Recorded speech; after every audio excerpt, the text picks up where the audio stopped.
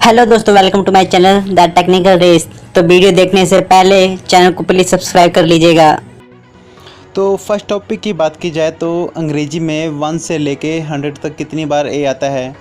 तो गाइस आप सोच रहे होंगे, तो आपको मैं 5 सेकंड का टाइम देता हूँ। तो इसका आंसर है एक बार भी नहीं आता है। यकीन नहीं होता तो स्क्रीन में आप देख सकते हो 1 2 3 4 100 तक चेक कर ले, इसमें एक भी बार ए नहीं आता है। तो हम सेकंड नंबर की बात करें तो एक औरत अपने जीवन में कितनी बार बच्चे को जन्म दे सकती है।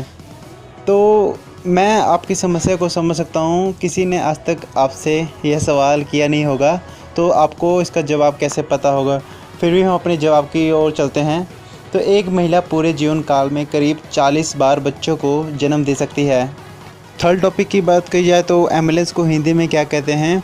तो हमारे देश में सबसे ज़्यादा बोली जाने वाली भाषा हिंदी है, बट शायद बहुत कम ही लोग होंगे जिसको एम्बुलेंस के बारे में पता होगा। तो एम्बुलेंस को हिंदी में क्या कहते हैं। तो ज़्यादा देर ना करते हुए अपने जवाब की ओर चलते हैं। तो एम्बुलेंस को रोग वाहन कहते हैं। तो चौथे नंबर की बात की जाए तो वैसे इंसानों को अपने दांत के बारे में पता है, कितने दांत होते हैं।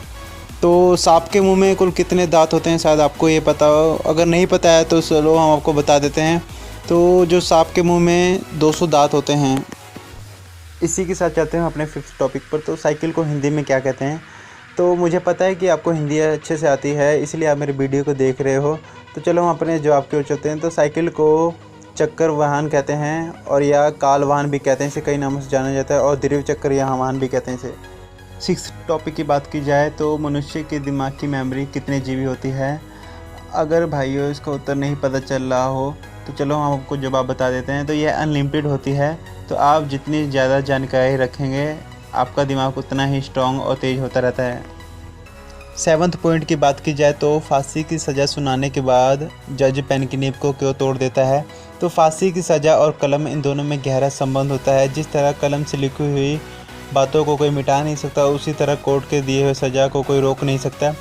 तो जिस कलम से आरोपी को फांसी की सज़ा सुनाई जाती है, उसे जज के द्वारा इसलिए तोड़ दी जाता है ताकि कलम से फिर किसी और को फांसी की सज़ा ना सुनाई जाए और ना ही किसी और तरह का अपराध हो।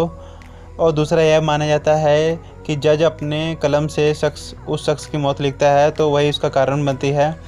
तो जज अपने पश्चाताप करने के लिए उस कलम की नींव को तोड़ देता है। तो हम अपने 8th टॉपिक पर बात करें तो फरवरी में 28 दिन के होते हैं। तो आज का जो कैलेंडर है उसे रोमन कैलेंडर कहते हैं।